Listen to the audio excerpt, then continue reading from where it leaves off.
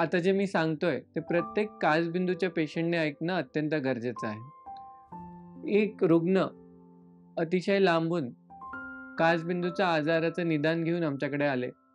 त्यांना काचबिंदूचं निदान 1.5 वर्षापूर्वी झालं होतं. रुग्णाचा काचबिंदू उशिरा निदान झाल्यामुळे रुग्णाचा एक डोळा पूर्णतः अंध झाला होता आणि दुसऱ्या डोळ्यामध्ये एक 60 ते 70% डॅमेज झालं होतं.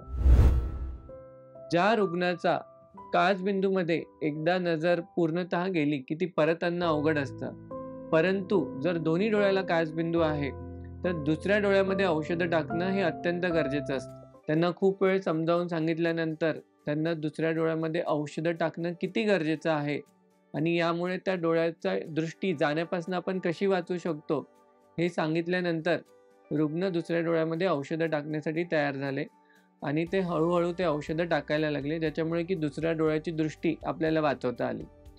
त्यामुळे काचबिंदूंच्या रुग्णांनी हे लक्षात ठेवणं खूप गरजेचं आहे की औषधं जर दोन्ही डोळ्यामध्ये काचबिंदू आहे तर दोन्ही डोळ्यात टाकणं खूप गरजेचं आहे.